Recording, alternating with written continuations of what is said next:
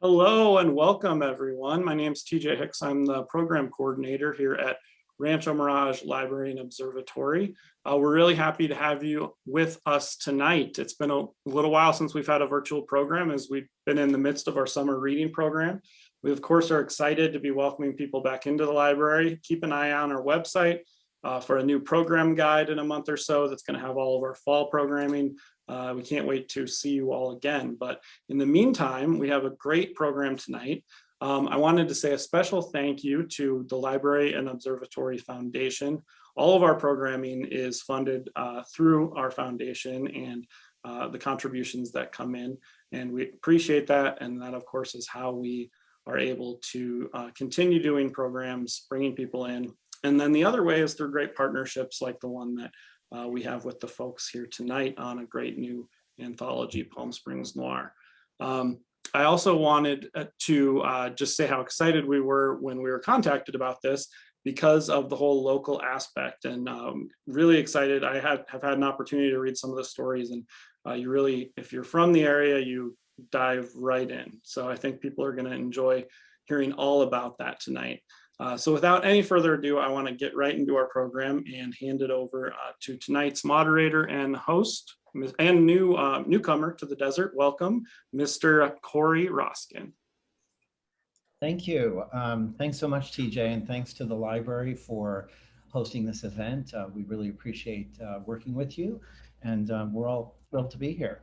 So before we start the event, I just want to mention the book that we're going to be talking about with some of the contributors, Palm Springs Noir. It is available now, came out last week, and you can check it out from the library or you can purchase it. If you're in town, I know they have it at Barnes & Noble in Palm Desert and Q Trading Company and Smoke Tree Greetings in Palm Springs. And if you're not in the area, consider buying it at a local bookstore where you live, or you can get it online at places like Bookshop, which supports independent booksellers, and other places where you can buy books. It's available pretty much everywhere. So I want to thank all the participating authors tonight. We're going to start with Barbara DeMarco-Barrett. She is both the editor of the book and she's one of the contributors. So I'm going to give you a really brief bio on Barbara, and we will go from there. So Barbara DeMarco-Barrett has been visiting Palm Springs since 1987. She hosts Writers on Writing on KUCI-FM, and her book Pen on Fire was a Los Angeles Times bestseller. Her short story, Crazy for You, was published in USA Noir, Best of Akashic Noir Series, and she's also published in the LA Times, the LA Review of Books, Inlandia, Shotgun Honey, Partners in Crime, and A Rock and a Hard Place. So welcome, Barbara. Hi, Corey. Hi, and you're joining us from Corona del Mar. I am.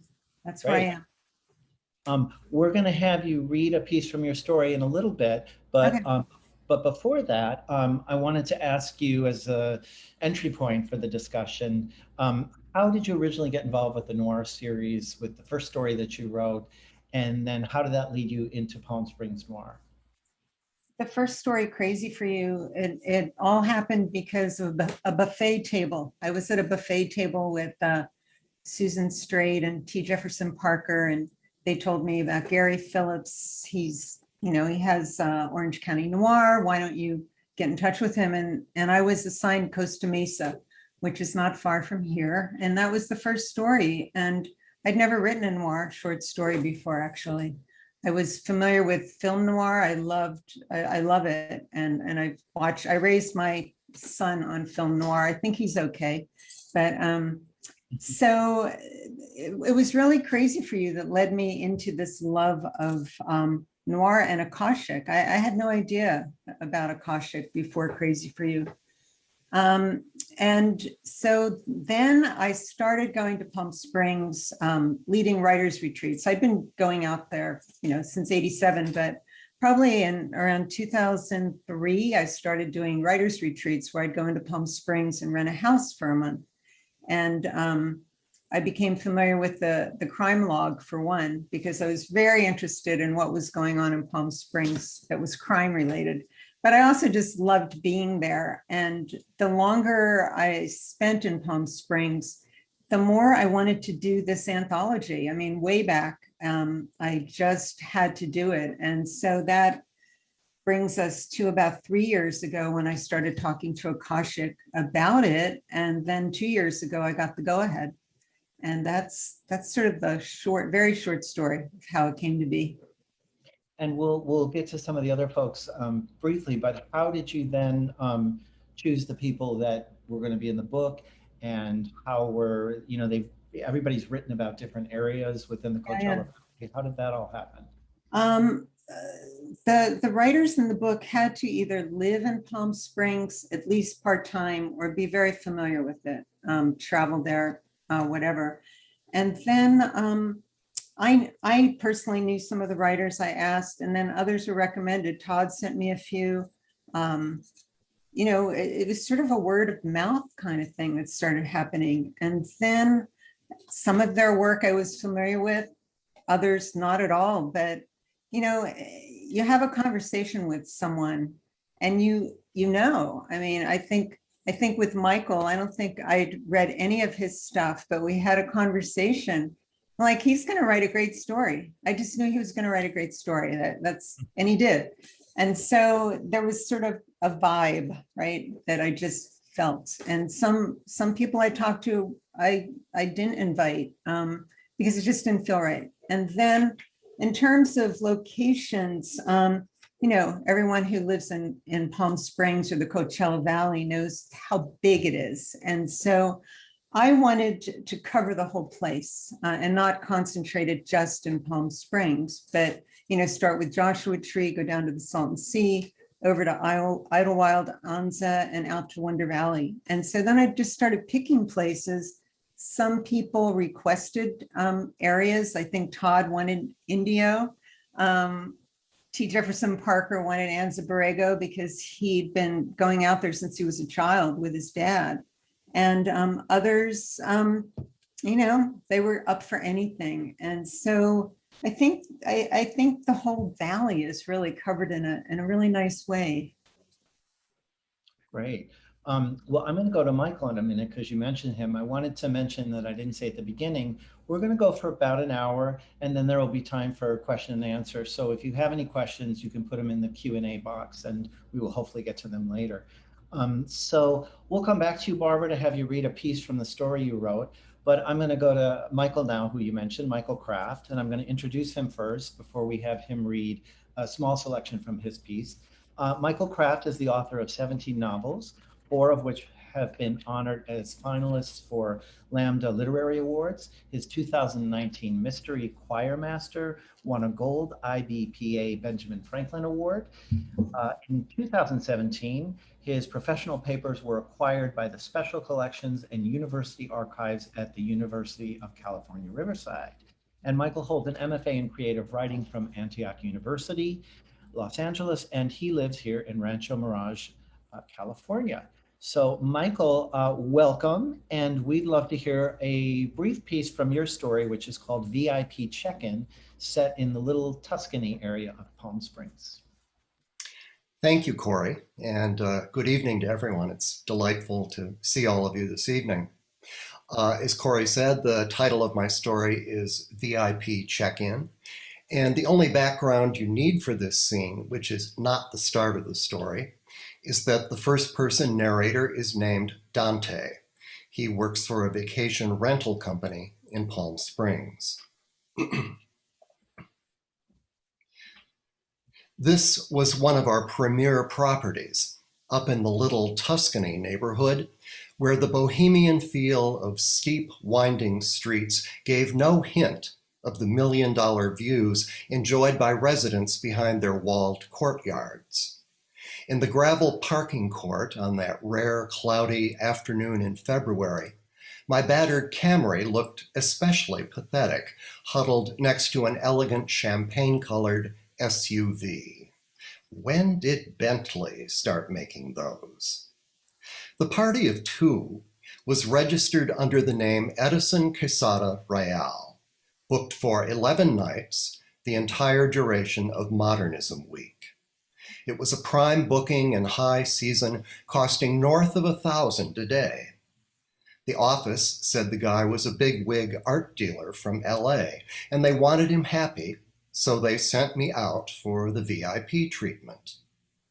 I intended to greet them when they arrived at the house, but they'd driven over early, letting themselves in with the keypad code we provided. The front door now rattled as someone fussed with the lock from inside. I waited with my slim folder of paperwork standing under the cantilevered roof of the boulder-lined entryway. A small, peeping bird flitted from the top of a barrel cactus and darted into the darkening sky when the door swung open. Well, hello. His Asian eyes widened with interest as he sized me up. I grinned, returning the once-over. He didn't fit my picture of anyone named Edison Quesada Real, and he was too young for a titan of the art world, maybe in his 30s. He had delicate features and a prettiness about him, like a twink who'd grown up. But he'd also hit the gym and was pleasingly buff for a short guy. I've always had a thing for short guys. I reached to shake hands. I'm Dante, welcome. And I'm Clarence Kwan. Friends call me Clark. Hi there, I smiled. Clark. And that's where I'll leave it.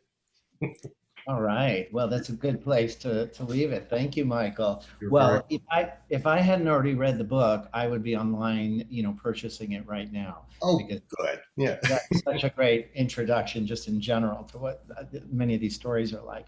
I'm going to ask you one quick question, and it's specifically about the setting, why you chose Little Tuscany, which is very kind of specific area in Palm Springs. So maybe you can talk a little bit about that. Well, in the noir genre, things generally turn bad. So I figured that if I started with a location that comes across as sort of lofty and la-di-da, like the house in Little Tuscany, which the story describes in some detail, that would leave me plenty of room to draw contrasts and go south, so to speak. As things turn out, this setting draws Dante back again and again, but then his last visit does indeed go very badly in spite of the beautiful setting. So in effect, I'm setting the happy bar a little higher, so the bad news bar seems all the lower. And that's why I turned to Little Tuscany, because there are a lot of nice houses up there. Right, great. I love it. Lofty and la-di-da. That's great. I'm going to remember that. All right, we're going to now hear a little piece from someone else. I'm going to introduce him first. This is Alex Espinoza. He is the author of Stillwater Saints, The 5 Acts of Diego Leon, and Cruising, An Intimate History of a Radical Pastime. Alex has written for the Los Angeles Times, the New York Times Magazine, VQR, LitHub, and NPR's All Things Considered. He's the recipient of fellowships from the NEA and MacDowell, as well as an American Book Award. He lives in LA, and he is the Tomas Rivera Endowed Chair of Creative Writing at the University of California, Riverside. Welcome, Alex. Hi, Corey. It's good to be here with all of you. It's good to have you here. So we're going to have Alex read a selection from his piece, which is called The Salts. The Salt Calls Us Back, set in a very different area, the Salt Sea. Well, first I have to say, thank you, Corey. First I have to say thank you to the Rancho Mirage Library, to Barbara for the wonderful work on this anthology. Gathering all these writers, I'm sure was no easy feat. So it's really wonderful to be in such good company, especially with people like Michael and my dear friends Janet and Todd, who I've known for many years. And this is the first time I think that I'm in an anthology with all of them. So it's really thrilling to me. I had no experience writing noir. And, Barbara reached out and we talked a little bit about it. And she said, which turf do you want to claim? And right away I was like, Salton Sea. and when she asked me why, I said, because I used to always, when I lived in Riverside, I used to always drive out to the desert and spend time just sort of meditating. And I would always be inevitably drawn to the Salton Sea because of that sort of alien-esque landscape, right? The sort of weird, surreal feel of it. the secrets that it held, the things that time had allowed for it to reveal slowly. So I was really kind of captivated by it. And then I was staying with my partner at a really fancy resort in Desert Hot Springs, and started sort of thinking about, what I wanted to write. And this story kind of came out. And Todd gave me really good advice. He said, if you're going to write noir, just include a dead body. Preferably one floating in water. So that's kind of what I did. So this is it. I'm just going to read you a short section. I'm going to read you the beginning. It was one of ours who first, and probably what you need to know is this is a religious sect. Don't call them a cult. They don't like that. So it's a religious group that's sort of camped out in the desert in an empty lot near the Salton Sea. And it's told in first person plural. It was one of ours who first found her things along the gray silt and dried up fish bones near the edge of the Salton Sea. They were simple articles, a pair of sandals decorated with jeweled tortoises climbing along the leather straps, a straw hat with a wide brim, a coin purse with a few dimes and pennies rolling around inside like errant thoughts. Stuffed in a striped canvas bag, the boy found a thin piece of fabric, stained with drops of red blood, broken sunglasses, and an envelope with the name Rebecca scrawled in blue ink, followed by a string of numbers and letters, dashes and periods. 68-12 period, 00W-87 period, 01 period, 02 period, RYZ. She was a woman, no doubt about that, because of the sandals and the bag and the indiscriminate piece of fabric the boy said was neatly folded. Like this, he told us, mimicking the motion of someone folding laundry. Very neat, it was a perfect square. We wondered how he knew about these things, about perfect squares, how the numbers written on the envelope were strange enough to remember. We wondered all of this to ourselves, but we stayed quiet as he went on, his sticky hands smelling of maple syrup, his red forehead beaded with sweat. We could see as clearly and plainly as the date palms lining the perimeter of the lot where we parked, the place we called home for now. Who is this boy's mother? One of us whispered. Some among us shrugged their shoulders. I don't know. Yo no sé, the old woman with the raspy voice and bloodshot eyes replied. A few of the men smoked and paced back and forth, nervous in that way men always are. Go on, we implored him. Tell us more. What else do you remember? None of us ventured out much anymore. We preferred the cool darkness inside our trailers. We drew the blinds, turned fans on, the generators humming along like a swarm of giant hornets. We ate little. We listened to the preachers on the radio and waited for the end to come, just like we'd been taught. Now this boy was telling us a story about these mysterious items left along the banks of that salted sea. Was it a sign? Had she been sent to us by the divine presence?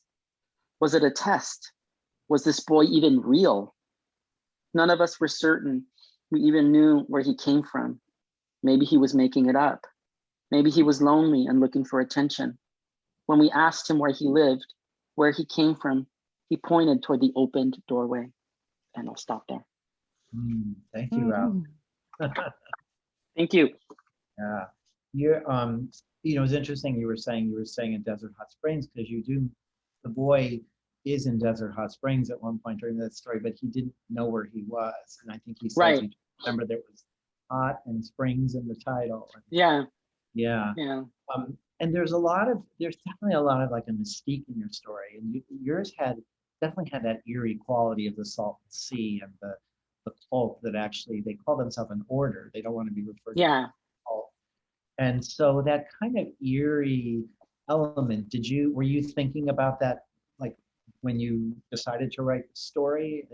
Just to expand a little bit upon writing about the Salton Sea area? Yeah, I think so. I mean, I've always been fascinated by the sort of the religious movements and orders that have taken cults, shall we say, also that have taken root in California. The history of people like Amy Semple McPherson and Jim Jones and Jonestown, and so I've always been sort of fascinated by that sort of the way in which I think California creates this sort of mirage of sort of potential where these religious sects and beliefs sort of spring up.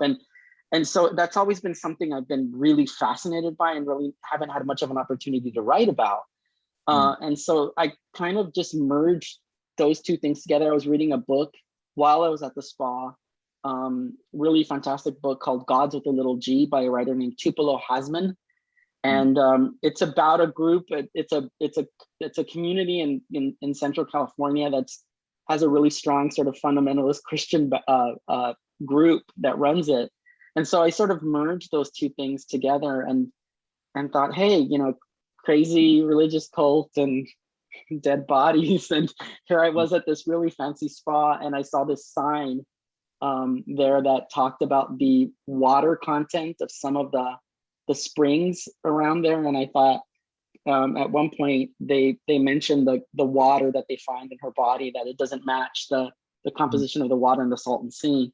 So that was kind of a little bit of a tidbit that I took from the spa. I saw that sign and I was like, I'm going to use that. And so, yeah, I mean, it was just, it gave me permission. I think writing this story gave me permission to get really dark in a way that was fun, but also revealing, and also a test to myself as a writer, playing with emotion and tone and setting in ways that I don't think I'd ever had, with the darkness and the light, the way noir always sort of plays with. So it was a really cool opportunity, and I can't stress enough what a great time I had writing it. So yeah, it's really great to be part of this conversation. Well, as with Michael, it's beautifully written.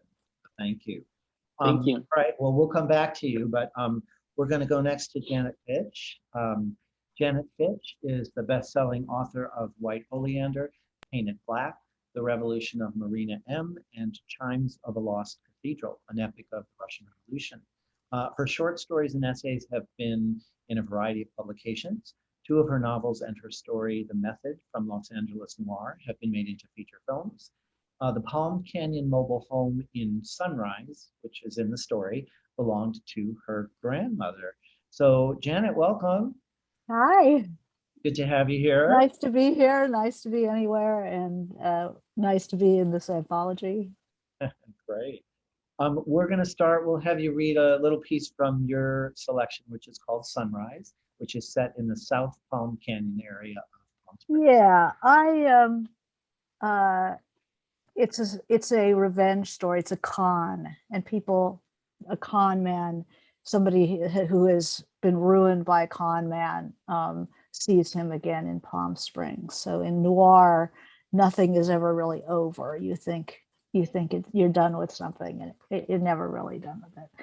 And so this character has seen the guy. She runs into him again, and so she lives in the Palm, the mobile park that my grandmother was in. So I thought I would read some of that, just because I really like it.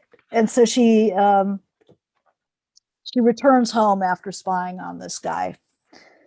I threaded the Audi through the network of lanes comprising the Palm Canyon Mobile Club. Meticulous double wides, even some new micro houses, the new Palm Springs. I liked it better when it was cheap and shitty and full of old people who hated children. Those crusty old broads. Some of them were still around, like Shirley Bliss, my grandmother Lottie's best friend, 2 doors down and across the street.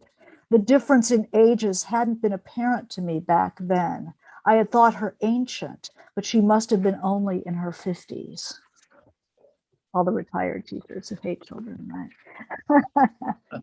At last, the sun drooped over the ridge of the mountain. The temperature dropped 5 degrees, and it was cocktail time. I crossed the hot asphalt to Shirley Bliss's battered single wide, rapped on her sliding glass door. Yoo-hoo. She unlatched the slider just in time. She wore a little shift of white and gold lurex. She'd once been a semi-famous mobster's girlfriend. The wig of the day was a long blood red number, brandy. She'd been breaking out ice for a margarita, pounding the tray on the sparkly formica. Her ancient fingers nearly neatly punched the handle out and back, the ice falling, such a nostalgic sound. She'd bartended at El Ranchero, still had a stiff pour. Salt the glasses, baby. I poured kosher salt onto a flat plate, water in another, wetted the rims, and dipped them while she shook the tequila, triple sec and fresh lime, in a cocktail shaker overhand. Out on the lanai with its green astroturf and the bird bath I'd once made in a mosaic class, we sipped our drinks. She eyed me from behind her ombre frameless glasses. You don't look so good. I didn't realize it was a looking good occasion. She was the only person I knew who was armed. When the nation learned that Nancy Reagan had a gun, Lottie and Shirley just shrugged. Of course she did. Who didn't? Child me was appalled, like when I found Poppy's revolver in his desk drawer. But that was his generation. Don't tell your mother. Still have Nancy's little bedside gun? Man problems? A guy I used to know, someone who once took something from me. She tasted the salt on her lips, her drawn-on eyebrows lifted. She already knew the one. Take my advice, honey, just walk away. Walk away and keep walking. The smell of lighter fluid wafted over from a neighbor's lot. Wow, thank you. So vivid. Wow. That was Shirley, right? Not Lottie. That was Shirley, yeah. Yeah. I can see Shirley. So wow. So I want to ask you, given that the Mobile Canyon home was based on the one that your grandmother had, assuming you visited there and so forth, was that right away the entry point into the story for you? Stories come together like they're like rivers, that little streams join another. You'll have a little stream and another stream joins it, another stream joins it. So this started with the location because of the nature of these anthologies. You have to pick a neighborhood. So the neighborhood was clear. That was going to be my grandmother's trailer. And then it joined with a crime story that was part of my family story. It was my father got taken by a business partner. And it's like somebody who always needed to get theirs. So it joined the story, and then it just took off. Yeah, I like that. I mean, there's obviously so many different ways that people create, story, but I like that stream explanation, just how things come together, what were like the little embryos that started. Mm-hmm. Yeah. And Shirley, let me ask you really quickly, what a character. I mean, she's not the main focal character ultimately in the story, but boy, you just bring her in. Well, it's the redemption of my character Miranda is that she actually has a life. She built a tiny little life for herself, and these old people had their real roots. And she works for a guy who needed kind of a front lady, a white lady who spoke good English, because he had a Xeriscape business, but he felt like people wouldn't give him the big bucks if they're dealing directly with him. So he hired her, and then they pretend that she's the boss, but he's the boss. Yeah. So in dealing with these real people, that's your salvation. Is that, underneath all the transients and stuff, there is a bedrock of real people doing real jobs, and they'll save your life every time. Yeah. Well, great. Well, we'll come back to you for some more questions, but thank you, Janet. It's great. So now we're going to go to Tod Goldberg. Tod Goldberg is the New York Times bestselling author of more than a dozen books, including Gangster Nation, Gangster Land, the recently released Below Desert, and The House of Secrets, which he co-wrote with Brad Meltzer. His journalism has appeared in the Los Angeles Times, the Wall Street Journal, and Best American Essays. Tod is a professor of creative writing at the University of California, Riverside, where he founded and directs the Low Residency MFA in Creative Writing and Writing for the Performing Arts. Hello, Tod. Hello, everybody. Nice to see everyone. Great to have you. And you are with us from Indio, and your story goes into a lot of different areas, but Indio is one of the focal points of the Yes. story. And it's called A Career Spent Disappointing People. So would you like to read us a little selection from your I would, and I just want to thank everyone also for coming and for the Rancho Mirage Library for hosting us tonight. It's really cool. You know, speaking as the actual Palm Springs native, I just wanted to say what a wonderful job organizations like the Rancho Mirage Library have done during the course of the last 18 months to keep culture alive in the Coachella Valley. I know Michael happens to be on the board also at the library here in town. So thank you all so much for that. And thank all of you for coming tonight. For those of you who like to come to events at UCR, incidentally, here in the desert, we're going to have some announcements soon. So keep your eyes open and your ears peeled, something like that. So I did indeed pick a neighborhood not far from my home. I live in Indio. And I knew immediately what I wanted to write about, which is a hotel that I drive by on a fairly regular basis because it's close to In-N-Out. And whenever I drive by this particular hotel, I always have the same conversation in my head, which is, oh man, you're coming from Montana and you see the name of the Royal, whatever this place is called. I won't say the exact name. I call it the Royal Californian in the story. And you like the pictures make it look like it's beautiful. It's, you know, it's up, you can see the mountains in the background. It's mere minutes from the polo fields for Coachella. And then you get there and you are next door to the prison. And so I've always been fascinated by this particular hotel. And then they also have a bar that's right there. And when you drive by the bar, invariably parked in front of the bar are tons and tons and tons of like Ford F-150s that have CHP stickers in the windows or support your local police license plates, because everyone comes from the prison, they get off work and they come to this bar to drink. And so I'm fascinated by this place. And so I knew that I wanted to write a story that ended up taking place there. So the only thing you really need to know is that the main character in this short story, a gentleman named Shane, is a professional karaoke singer. And he has a bullet hole in his foot. He just had to kill a guy. And in the process of killing a guy, he got a bullet hole in his foot. And he's been asked to come to the bar to meet a potential lawyer. And we will go from there. Shane couldn't tell if Cactus Pete's had a kitschy design aesthetic or if it was just a leftover from the 70s. He'd never been in a bar with shag carpeting. The VIP area, set off from the tiny dance floor and DJ booth by a red velvet rope, had high-back booths that reminded Shane fondly of the Black Angus. Terry Cales sitting in the biggest one, sipping on a glass of something brown, papers spread out in front of him, a cell phone to his ear, another cell phone and his car keys, keeping his papers from blowing away. The overhead fans working overtime to keep the room cool.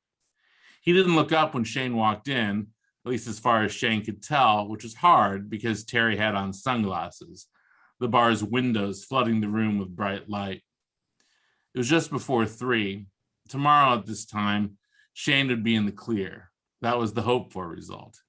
He'd found a 99-cent store 2 blocks away, limped his ass over there, his foot on fire, picked up a change of clothes, some sunglasses, a Padres baseball cap.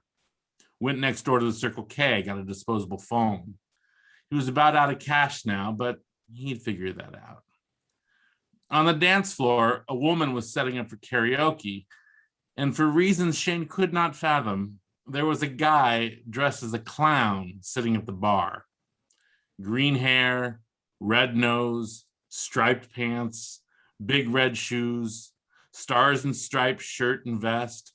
Back of the vest, embroidered in rhinestones, it said, HermieTheClown.com. He had a cup of coffee and the desert sun, reading the sports page. Shane sat down at the bar, but kept a stool between himself and Hermie. Get you something? The woman setting up the karaoke asked. She was younger than Terry, older than the clown, somewhere on the plus side of 50. She had on a tank top that showed off her shoulders, muscular but lean, and a full sleeve of tattoos down her right arm. Shane saw two names, Charlotte and Randy, amid flowers, sunsets, and spiderwebs. She had a name tag pinned above her left breast that said, Glory. Yeah, I was wondering what time the show was, Shane said. 6, Glory said. You sing? Yeah. Well, we have a lot of regulars, so sign up early. Truth is, Shane said, I was wondering if I could warm up first. When Glory didn't respond, he said, I'm staying here. Room number 204, he said. On account of my foot, got to have surgery in the morning, just trying to have a good night before I get the knife. He looked over at the clown. Unless you've got dibs. He don't speak, Glory said, or sing. The clown nodded in the affirmative. Glory leaned over the bar and examined Shane's foot. So did the silent clown, who blew lightly on a whistle he kept around his neck. Shane slid off his flip-flop, wiggled his toes. You can't be in here without shoes, Glory said. Well, I'm just letting you breathe, Shane said. Glory nodded solemnly, like they'd come to some agreement about life. What's your song? I mix it up, Shane said. And out of the corner of his eye, he saw Terry slide his sunglasses down his nose, but mostly Neil Diamond. Great. And then it gets worse from there. Well, there's so many questions I want to ask you, and I was going to wait to ask you this later, but I have to ask you about the clown. I love that you had Hermie the clown in there. And, clowns, people have a lot of different feelings about clowns, and I know people that are just freaked out by clowns. And I love that you threw a clown in a noir story with all the kind of wackiness of that and the kind of slightly creepiness, whatever.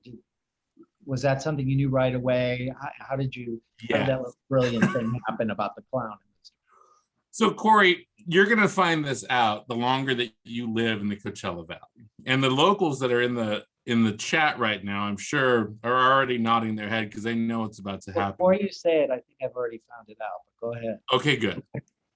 So for those who don't know, or those watching in the national feed, the Coachella Valley is home to not just one, but at least 2 working clowns who go to bars and restaurants and events throughout the Coachella Valley uninvited. They just show up and you can take photos with them or scare your friends and family. So there's a particular clown, Harpo, who has been in the Coachella Valley since I was a little kid. So when I grew up here, my mom was the society columnist for the Desert Sun. And she would go to events and Harpo the clown would be there. My mom has been dead for 11 years. So Harpo is ageless. He's been around since the 80s. And he just shows up in bars and restaurants. There's a bar not far from the one that's reflected in the story called The Nest, which is the breeding ground of every STD that happens in a old folks home in the Coachella Valley. And if you were to go there on a Friday night just to go get sand dabs or something, you'd walk in and out of the corner of your eye, you might see what you think is a hallucination. Could that be a clown? I must be having a stroke. Do I smell burning toast? No, you don't. That's an actual clown. A clown just walked in and he's dancing. He's dropping like it's hot on the dance floor. So I knew when I wrote this particular short story that I had to memorialize in some way the very strange thing that locals, as Michael can attest, since Michael has surely seen this himself, like locals, we don't even bat an eye anymore. You're somewhere and a clown walks in and you're like, oh God, Harpo's here. Okay. But people that don't know what's going on, they're like, what is happening? Why is there a clown here? And you're just like, eat your lamb. Let's get out of here. So I knew start with some. We're getting a little in free this story. I think we got that last part. Back. I think you're back. Okay. Well, that's great. I've been to the Nest, but I have not seen the clown. I think I need to go back. Horrifying. Very quick sidebar. I worked for City West Hollywood for years. I used to oversee Kids Fair. We could never have a clown there because one of our council members was petrified of clown. Yeah. There's a clown Reasonable. thing. Yeah. Totally reasonable. All right. Well, thank you. I have a million other questions, but we're going to go back to Barbara because I'd like to hear Barbara read from her piece. Not only is she the editor, but she wrote a piece called "The Water Holds You Still," set in the Twin Palms area of Palm Springs. So Barbara, take it away. All right. Yeah, when I got the go-ahead from Akashic to do this anthology, I was on my way to this house where my story takes place. And so all you need to know is that my character Greta has traveled from Central Coast down to Twin Palms to be with her mother, who is going through some things. And I'll just read from a few pages in. When I returned with groceries, Mom was on the sofa paging through a Palm Springs life. Out by the pool, a man was skimming the water, sweeping leaves, bugs, and crud into a net. He wore khaki board shorts, a neon yellow rash guard like what surfers wore, and a wide-brimmed straw hat. He looked to be pure muscle, calves striated like rocks carved by river currents. He moved fluidly as if to his own soundtrack, and swished the pool sifter back and forth. "That's Ernesto," my mother said, without looking up from the magazine. I put away the frozen foods and went out to introduce myself. He was tall, with eyes the color of kiwi. He said he had tended the pool 3 times a week for the last 2 months. "That's a lot, isn't it?" I said. "It's what the man wants," he said. "What man, my brother?" "Ben," he said his name was. "So the house could go to hell, but the pool needs to be pristine." Interesting. "And you are?" he asked. "Greta," I said. "It's nice to meet you. I'll leave you to your work." I turned toward the house. "Que bonita," he said softly, perhaps to himself. "What?" Rather shyly, he said, "You're much more beautiful than your picture." I felt flustered, then dizzy, then smitten. It happened so fast, like I had just been hit with the flu. "How'd you see my photo?" "Your mother asked me to look at her stereo. Sound wasn't coming out. Your photos were on the wall above it." "Do you want a drink?" I said. Was I hitting on him or had he just hit on me? "A cerveza would be nice. So hot." He wiped a red bandana across his forehead. "I don't think there's beer, but I'll check. I have wine." "Whatever you like, I like," he said. That's it. Great. Thank you, Barbara. Yay. So I want to ask you a little bit of a different question because I moderated another panel with the book with some other of the contributors and Barbara, and you had mentioned a little bit that some of the characters in the book, in the story, had some basis in people that were in your life. And I think people often ask fiction writers, is this based on true stories or true people? What was the overlay for you, and did you sort of know that coming into the story, or did that just sort of evolve as you were writing it? Yeah, I think it evolved. What I knew coming into the story was where it was going to be. And I knew a swimming pool would be in the story because I have this obsession with swimming pools. They're at the same time wonderful and scary to me. And I love them. And so it went through so many versions, but then my mother and brother found their way into the story, and sort of a family drama I went through with them. And the mother is my mother, pretty much. And the brother is my brother, except different, of course, because fiction writers change things up, right? My brother didn't swim. He never put a bathing suit on in his life, I think. And this brother loves to swim, and that's really his downfall. And so, yeah, so I think, so much of my life finds its way into my fiction. People that don't know me would never see the connection. People that know me can see it all over the place. Mm-hmm. Yeah. And the swimming pool, we talked a little bit about this before, but that's an interesting element in your story because it is a source of many things, and water is such an interesting thing out here because there's such a lack of water in some ways, and yet there's all these swimming pools and there's all these developments that with tons of water on them, even though we're lacking. So talk a little bit about the pool. There's a little bit of danger with the pool. There's some activity that happens with a couple of characters around the pool. Maybe you could share a little bit more about that. Yeah, swimming pools. I think I talked about this before in one of our panels, but the research I did was on swimming pools because I wanted to know just how dangerous they could be and what could happen. And then I found out that all sorts of bad things can happen, especially if they're not up to code. So everybody out there with a pool, get your wiring checked. And yeah, so, but a swimming pool is alluring and it's also just scary, I mean, what happens in swimming pools, empty swimming pools, I think are really kind of creepy. So they have to have water in them. If I'm around one, it has to have water. Yeah, I agree about the empty swimming pool. Like, Yeah, when I'd they're be empty, afraid to it's approach strange. one. Yeah. I'd be more afraid of falling in there than Mhm. one filled with water. Hey, Alex, I want to ask you as well about water, because your story is set, near the Salton Sea, that kind of very mysterious place. And you capture some interesting things about the water and the body that's found there and how it looks. Was there research involved on that, or did you just kind of know the area already and sort of understand the dynamic of the Salton Sea?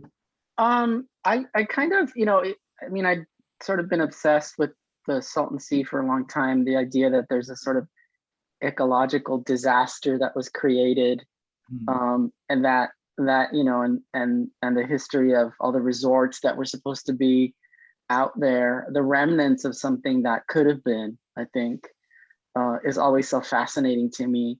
And then just having seen, remember just driving out and seeing like boats perched on these really weird spots, and a pier sort of jutting out and no water beneath it. And yeah, I mean, just sort of in an environment that's very thirsty, right? An environment that's very hot, and again, that dichotomy between the light and the dark, the dry and the wet, I think was something that I really wanted to capture. That really kind of fascinated me. And that landscape is just talking about it right now, I just keep thinking like I gotta go back there, because I just got lost. There were days I would just drive around there and my partner Kyle would be like, "What are you doing?" I'm like, "I just need to go out again." And I'd just drive for an hour and a half, 2 hours, just drive around there in my car and, just sort of look around and see what could have been, right? And the tragedy of sort of seeing the lake shrinking and the bones that are left behind, I think, is kind of a telltale sign of what I think, if we're not careful, what we're sort of headed to, right? Yeah. I don't mean to sound so grim, but that's noir, right? I mean, we're like depressing as shit, right? Well, it is pretty otherworldly, You almost expect like you're going to see that Statue of Liberty coming out, Planet of the Apes or something. Yeah. So the location stuff is always so interesting. And well, Janet, in your story, you have kind of this juxtaposition of locations, because there's the trailer park, and then there's where the character of Alan Thompson, aka Jack West, lives, which is pretty opulent and posh. And I wonder if you could talk a little bit about that, sort of, addressing that in the Sure. Well, the con man that she finds, Jack West, is when she knew him, and now Alan Thompson, and he's got a new partner that she suspects is being set up for the same kind of thing that her husband was.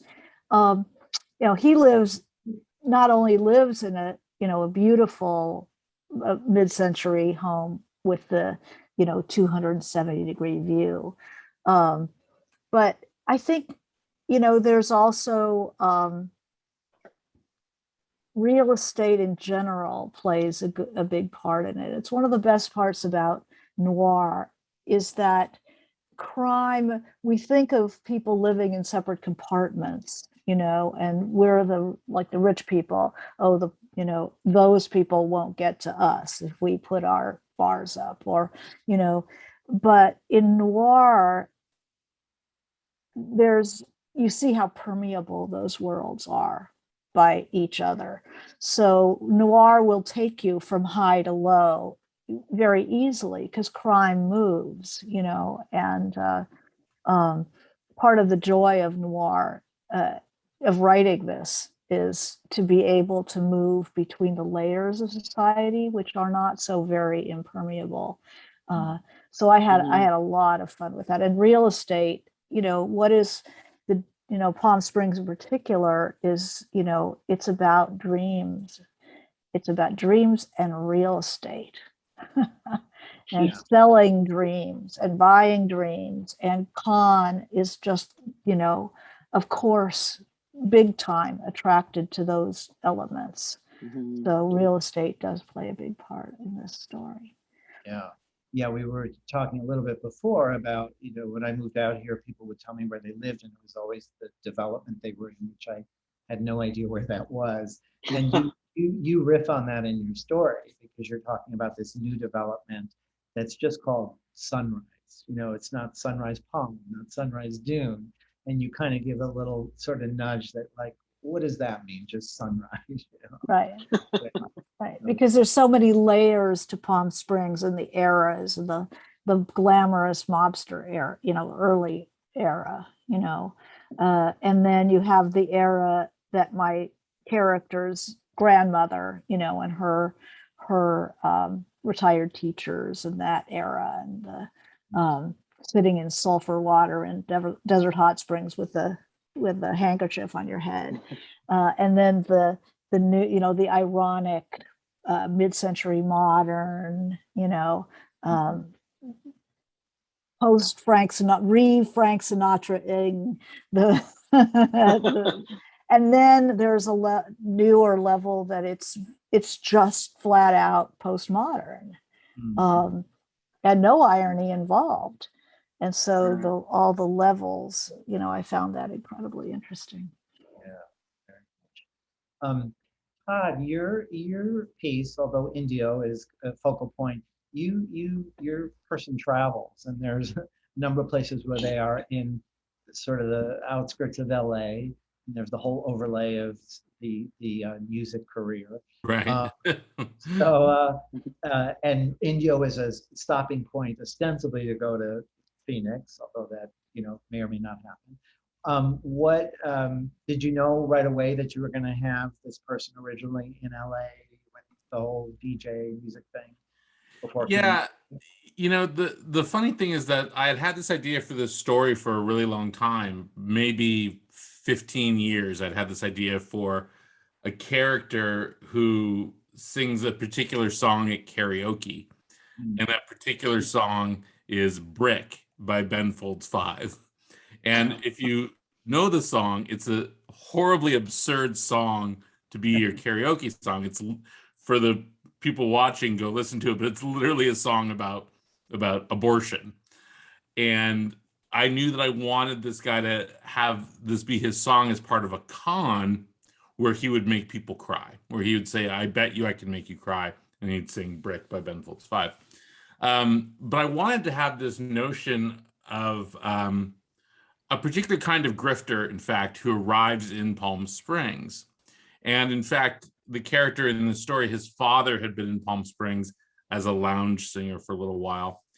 And the thing about the desert is that you can come here and recreate yourself and say that you were something big somewhere else, and no one does any checking, not now and not in the past.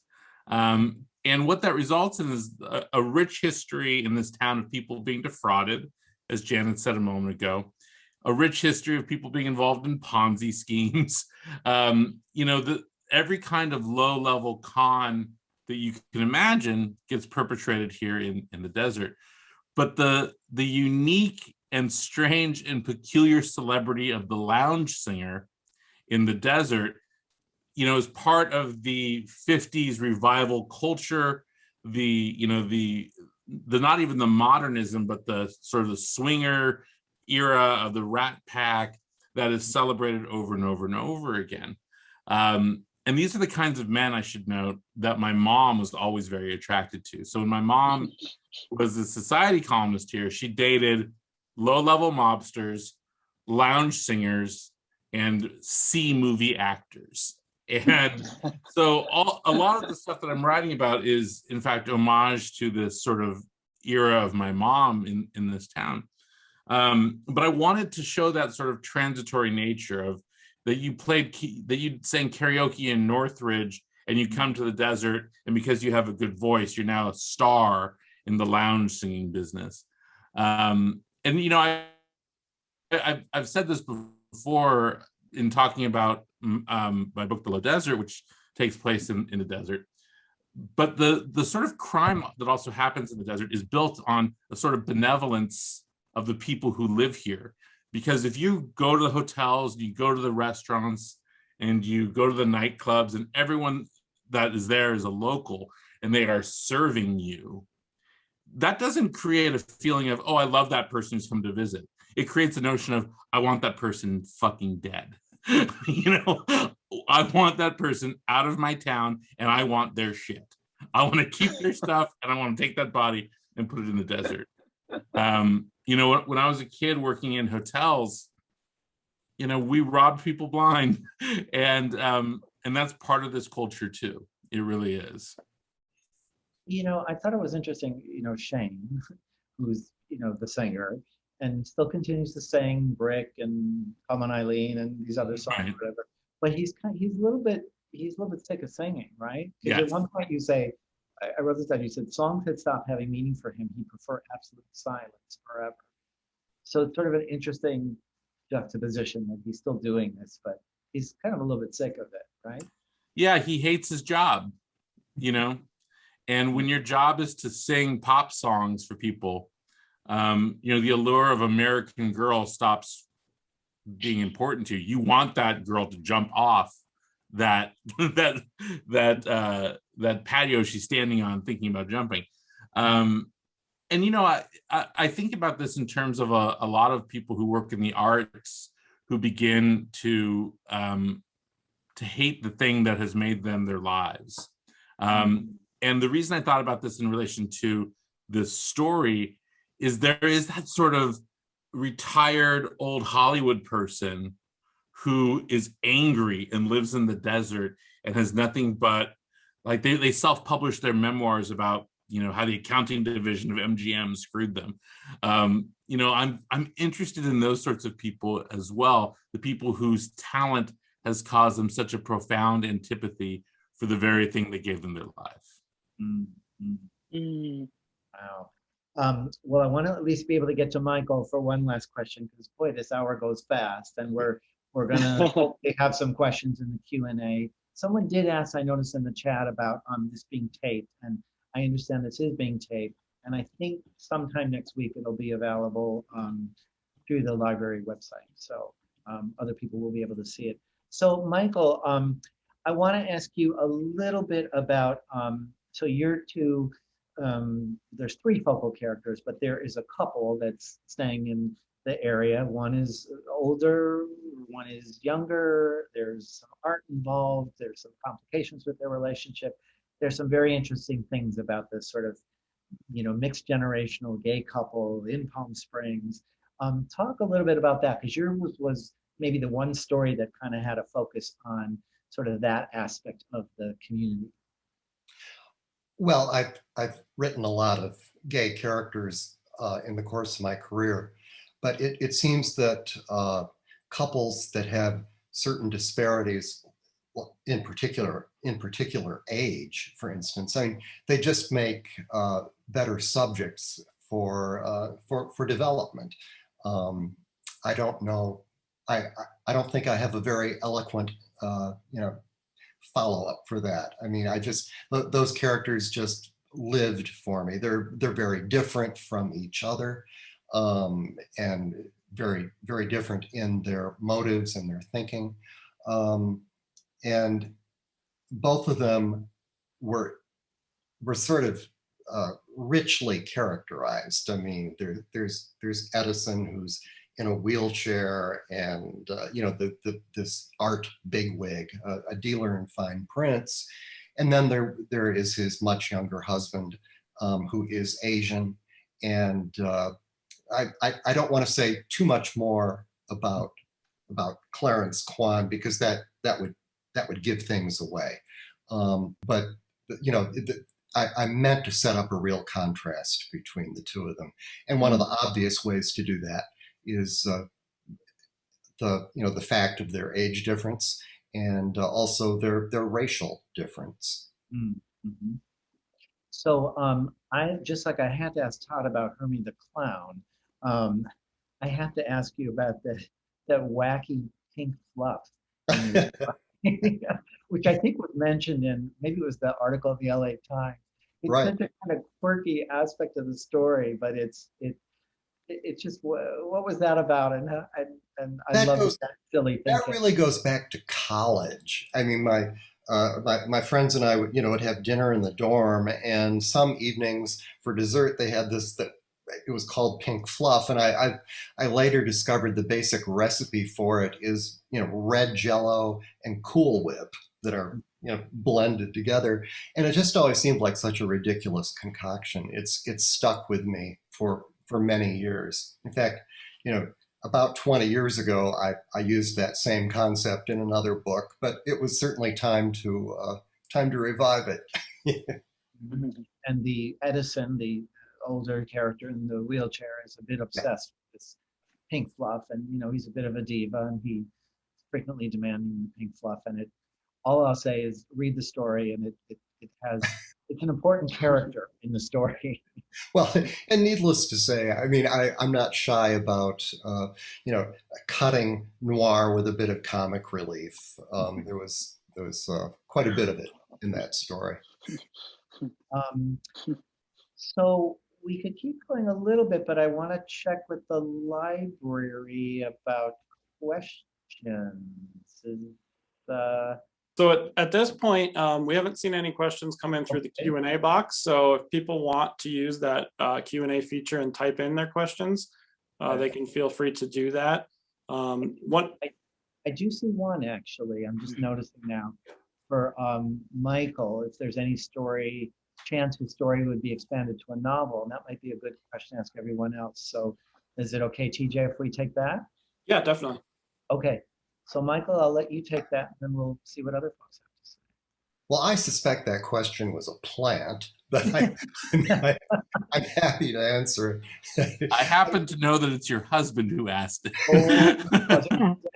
I saw that come in as well. Yeah. And actually, Todd and I have discussed this early on in the process of when we were both working on our stories for this book. And I made the comment to Todd, and Todd agreed that, as a writer primarily of novels, I mean, I haven't really made a habit of writing many short stories. I've always felt that my most important creative commodity as a writer is that inspiration, that idea, that sort of central concept of the story that just sort of grabs me right away and makes me want to commit to it. Whether I commit to it for a month to write a short story or commit to it for a year to write a novel, that nugget is a really, really valuable asset. And that's not something that you can plan on or, discipline. It just has to come. It has to be there.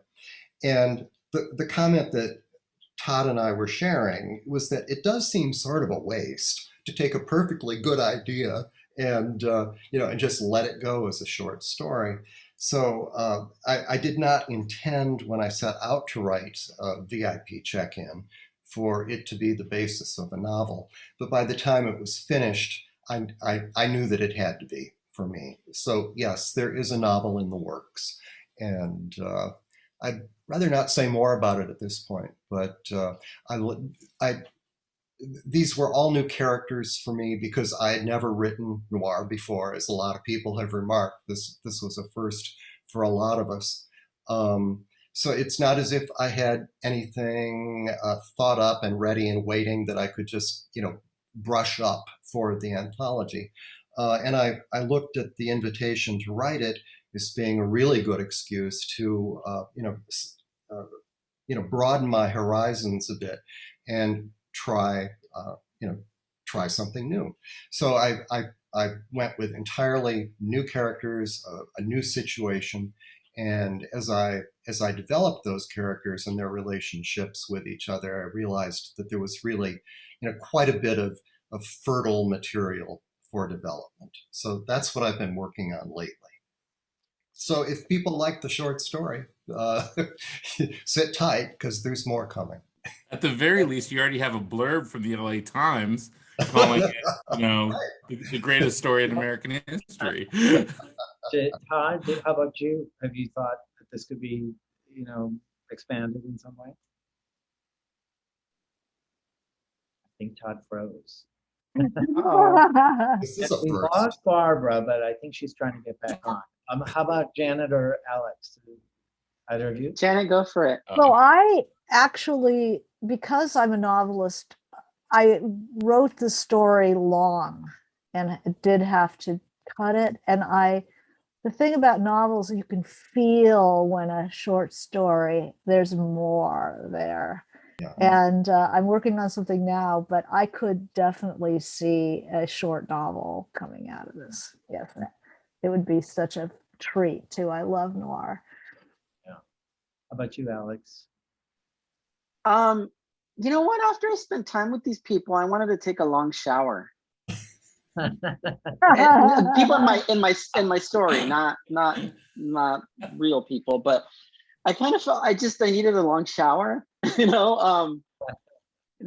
was just something really sort of weird and demented and sort of barbed wiry about these people that I don't know. I think the group is okay where they are. I don't see it evolving into anything. But again, like, you never know. I wrote another story for one of the other for Denise Hamilton in Speculative LA. And so I did noir and I did speculative at the same time. And Denise is always telling me about that one. That one needs to be a short story. That one needs to be a novel. That one needs to be a novel. But I don't know. I don't think I can do that with this group. But again, it's just up to whatever happens creatively. Never say never, right? Todd, do we have you back? Yeah, for me, well, two things. I am going to write a novel that takes place at the Salton Sea. So, Alex, you don't have to. Because I already sold that book, so I'm going to do that. As for the characters in this story, no, I think a short story sometimes is just a short story. But that being said, I could see myself adapting that short story. I have this vision of Ryan Reynolds as the karaoke singer, and that being a pretty good 90-minute black comic noir film that I could probably sell. So I've given that some thought more recently than you might imagine. In fact, on Tuesday at a lunch. But, I think, too, the characters in that story actually do interact with characters in other stories of mine. They're part of a larger gangster universe that I've created that actually came from when I wrote a short story for Koshik's Las Vegas Noir. I wrote a short story for that became my book Gangsterland and Gangster Nation and the Low Desert, and then became that story as well. So in fact, I've already kind of written a novel about some of the characters that are in that particular story. Barbara, we have you back? We have you sound? I am here, but who knows for how long? All right, well, we'll give it a Maybe shot. if I turn off the video. Yeah. Is that better? Yeah. Yeah. Feel better. We were answering a question about the stories everybody wrote, and do you think you might think about expanding it into something larger? Yeah, I mean, the ending it's pretty open-ended. Anything could happen, but not right now. I'm not thinking about that right now. Mm-hmm. I love open-ended stories, but Yeah. we'll see. There are now a bunch of different questions, so I'm going to try to get to some of them. What is it about the desert that promotes such adamantly quirky characters? I think some folks have answered that. Does anybody want to add to that? I've got an opinion on this matter. When you choose to live in a place that by its very notion can kill you, Yeah. like you got to be an unusual person. So today it was about what, Michael, 117, Corey, 117 today. If you spent an hour outside today without water, you would die. And we choose to live here. What lunatic makes this decision? So, I think people are drawn to the desert, obviously for its beauty and for the weather, of course. Those are things that cause you to vacation here. But to stay here, like, you got to want it. You have to want to be in this environment that challenges you on a singular basis every day. And so I think that lends itself to artists, folks like ourselves, where we are always looking for conflict, even when we don't need to have it. And the dreamers and the grifters and all of those different people, because the probability of survival prior to the 21st century living here, or prior to the invention of air conditioning and refrigeration, was zero. And yet here we are. And so there was a great review that a writer did of something I had written, where he talked about like understanding what desert shit is. And desert shit is people who are like, oh, 117, that's nothing. I was here for 125. And they glory in the fact that they survived that day. It was 125. I went to Target. It was 125. I went to Target. Like, that's a weird pathology, I'm sure you feel something similar to that, Michael. Absolutely. I mean, the desert's a magical place. I mean, that's what kind of draws people here in the first place. But there is that sort of defiance of the very environment itself. I mean, it kind of reminds me of winters in the Midwest, when 20 below there is a lot like 120 here. Doesn't happen that often, but you've kind of earned your stripes once you've been through it a few times. All right. Well, we had I'm going to let the desert folks do that one. There were a number of questions from Jennifer, who had some great questions, but she asked us a number of questions about the stories, the endings to everybody's stories, and did you plan them in advance? Did your ending surprise you, et cetera, et cetera? Can you talk about endings in terms of the craft that went into writing this? Did you map this out? Did you know the end later? Anybody want to comment on that? I didn't. Go ahead, Michael. Michael, then Alex. Go ahead. Michael.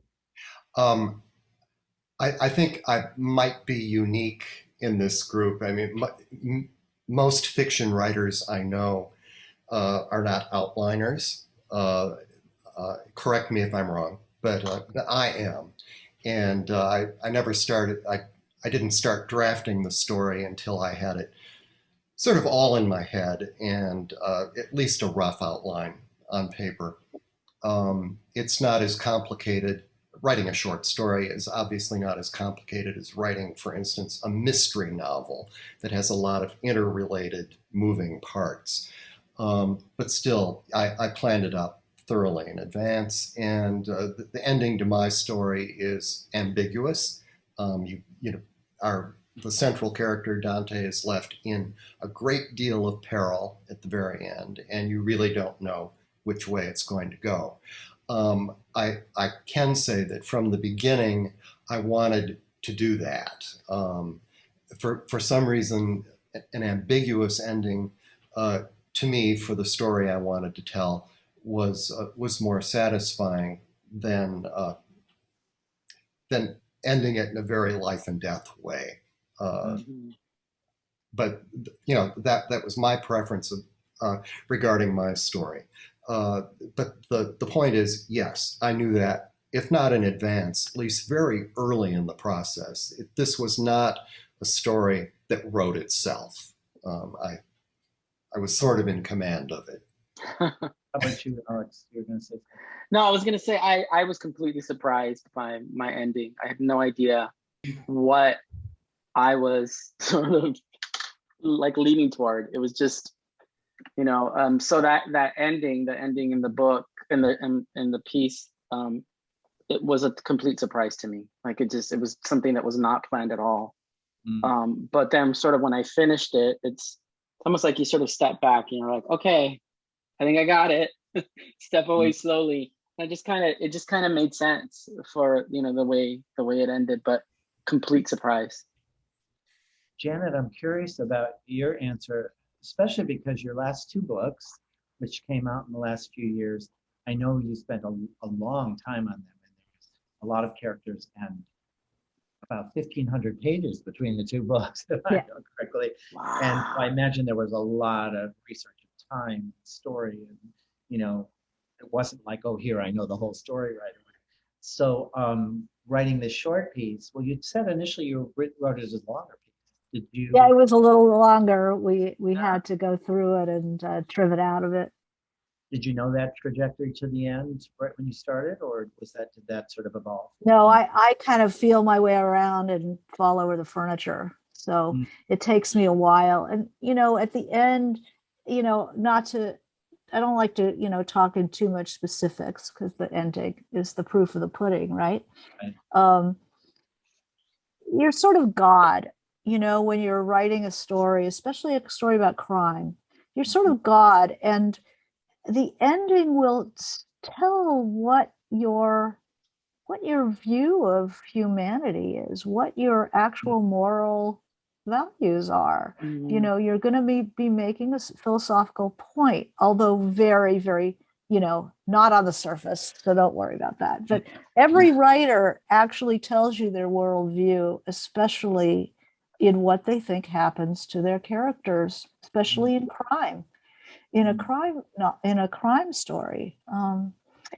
And so I don't know even what I think until I get there. Do I feel these people should be punished? Do I feel they should get away with it? Do I feel that that's the world? Evidently, the movie Chinatown, that originally the detective and Mrs. Mulwray flee with the daughter, sister, and get away. That was the Townsend script. And then you have Polanski, the European, who's, was born, I think, before World War II, lived through that in Poland. He says, I don't believe that for a second. They die. The bad guy gets away with it, and that's Chinatown. You have to live with it. And that's showing his worldview. So each of us shows his worldview, his or her worldview, by how they end a crime story. Wow. Yeah. Well, I think Janet so eloquently sort of has explained how I learned how to write crime fiction. Like writing crime fiction is always about morality, and it's about hanging a mirror up to society and forcing the reader to look at the stuff that they don't want to see. And Chinatown's like the perfect example of it. Like it's perfect. I just rewatched it the other night. But for me, my sort of ethos for writing noir, one of my heroes was Donald Westlake. And years ago, when he was still alive, naturally, we did an event together at the book festival in LA. And then my brother Lee and I cornered him for like and I swear to God, like 3 hours, the poor man was cornered by the Goldberg crime family. You know, like, give us every secret you have. But he said to me something that I've never forgotten, and which I apply on a regular basis in my fiction, which is that I had asked him, like, how do you know when your stories are done? How do you know when your books are done? And he said that he knew a story or a book was done when the reader could write the next page. And Wow. you know, it's a very simple sentence, right? But it's years of experience, and it's years of understanding what a real cliffhanger is, what an emotional cliffhanger is, and what a physical cliffhanger is. And so I've used that my entire life subsequent to that meeting. And I tend to, I don't outline either. I mean, I know the general story, I know the emotion, but I don't write it down necessarily. But I often show my hand in the opening of a story. And at the opening of this story, and I won't reveal the end of this too for the readers because it's a good ending, but at the opening of this story, Shane says that he never liked to swim in the ocean because there were no sides, that no matter where you were always in the deep end. And so that's like, you should know that about this character. He is always in the deep end. And that, you know, just like Janet said earlier, like, just when you think that you're out, you're not out. You're not out. And so I might not plan the ending, but I'm setting you up from the first line of the story always. Yeah. Well, it's so great that you said that, because I remembered that, and I hadn't really thought about that in the way that you just said that. Now I thought, well, that makes perfect sense with that character and what that sort of represented, you know, metaphorically or whatever. So TJ, I just want to check in with you because I know we said we'd go for about 20 minutes with questions. Could we take another one or two? I just want to be respectful of time. Yeah, absolutely. I think another couple of questions and then wrap it up after that. That would be fine. Okay, great. Well, this is a specific one for Alex, which I kind of like because it's about sort of form. Somebody asked, why did you choose to write in first person plural? Did you start in that voice or change it in the rewrite? So that's an interesting question about the form that you're writing in and how you choose to write the story. Yeah, I had just reread one of my favorite short stories, A Rose for Emily, by William Faulkner. And, you know, to me, that was always for me kind of the sort of what I considered my first real sort of noir, you know, a noir piece, right? A noir story, even though it's probably not considered that. I don't know, because there is a dead body, right? And just the sort of elusiveness of the characters, the voice. I just wanted to play with that idea of sort of first person plural, not connect any one person or to what happens, but to sort of show more a collective sort of entity wrestling with this moral question of what to do with this boy. Kind of, you know, very, very pointedly sort of interrogating, I think, our own, you know, notions of what life and death are and what, you know, faith and humanity are, right? How far we're willing to go to preserve those things that we fought so hard to maintain, right?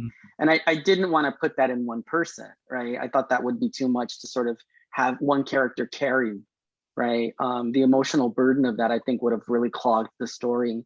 So I thought, I'm going to try first person plural and just kind of let the group sort of speak, kind of like a Greek chorus, right? Because that's what the Greek chorus would do. They would sort of come out and they would, like, you know, talk, sing, and be like the sort of moral sort of authority of a performance or a play or whatever. And I kind of wanted to replicate that. So yeah, it was a combination of all of those things. And it was really fun to do too. I'd never really written anything in first person plural. So it was really great to be able to experiment with that kind of voice. Did anybody else have anything new in terms of, you know, the voice you wrote in, or just the way you went about writing this in terms of, you know, different than other things you had written? So Pretty much just ripped myself off for the 300th time, but added a clown. added a clown. Yeah. Well, you know what? That's Yeah, always in my novels, I've never had a bitter character, but I've written two of these noirs now, one for the LA Noir and now this one.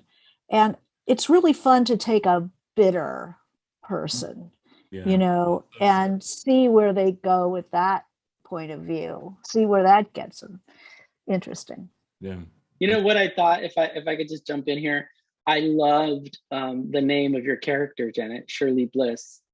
Uh-huh. Right? That's sort of, again, the contradiction, like this bitter person with a name like Shirley Bliss, right? Oh, that's the elderly woman.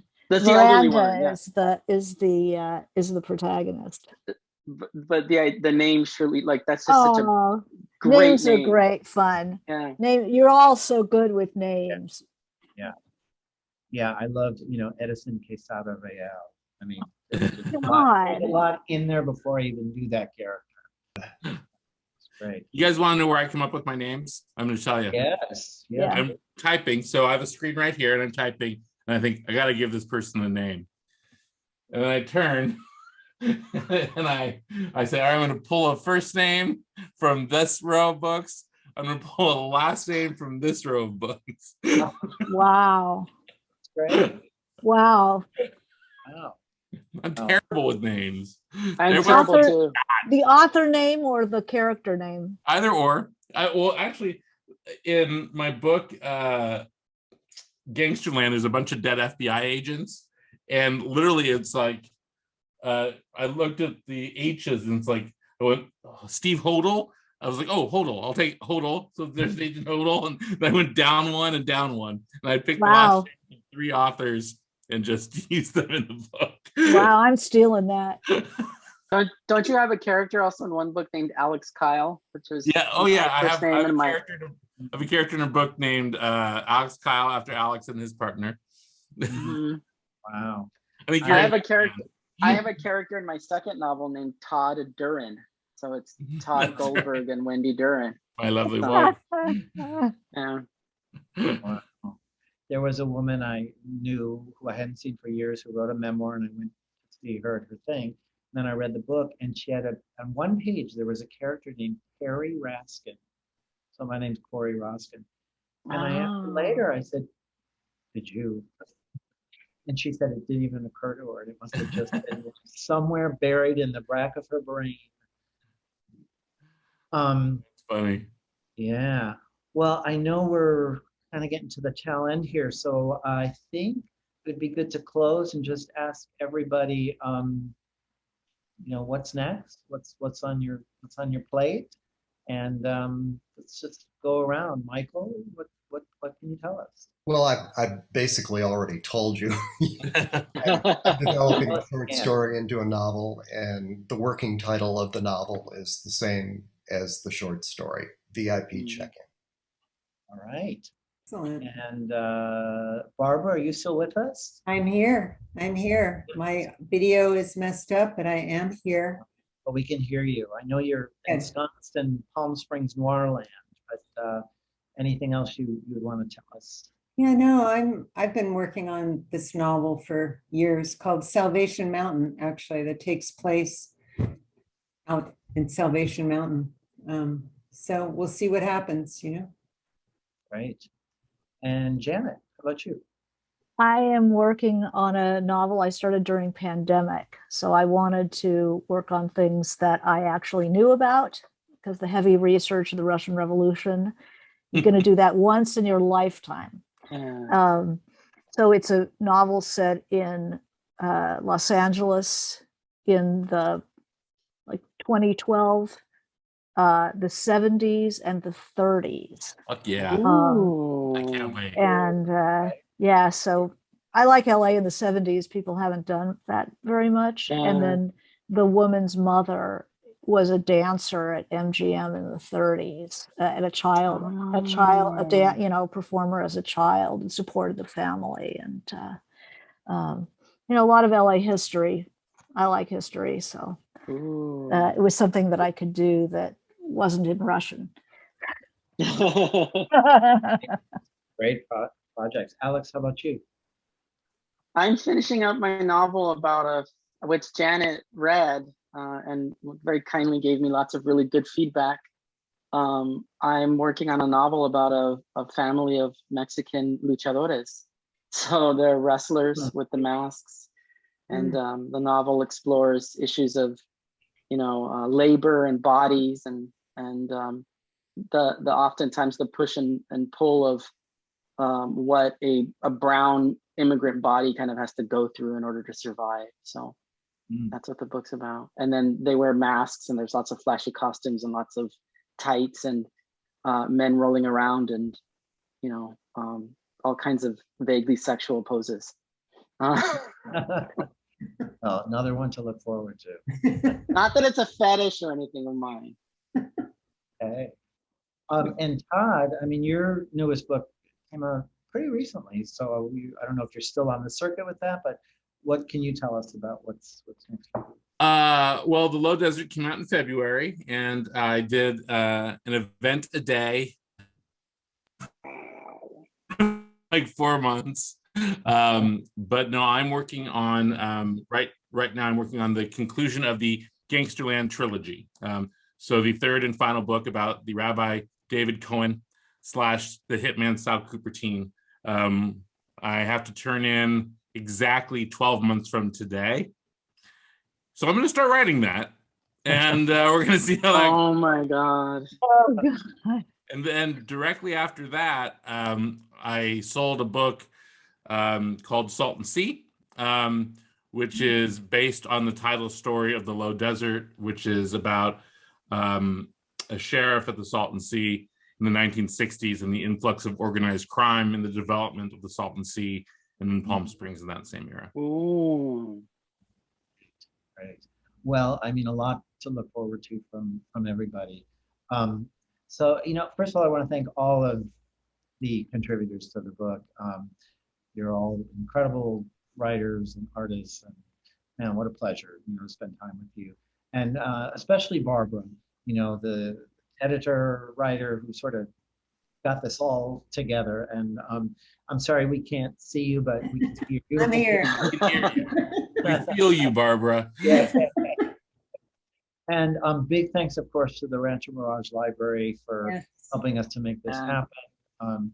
It's a thrill to work with you. And for those watching, the book is available many places, Palm Springs Noir, online at your local bookseller. All the folks here as well have wonderful books that are out, so please consider getting their books as well. And thank you, everybody. Yeah, thank you so much, everyone. Thanks, everyone, for coming. Thanks, Barbara. Thanks, Thank you. Bye, Barbara. Yes. Bye, everyone. We ready to log out? Anything final words? No, we will have this up on our YouTube channel early next week. So for anyone who wasn't able to join us or stay for the whole time, we will make sure that the discussion is posted there. But wonderful to have you all. Glad to be a part of this. And thanks again. Everybody have a great night.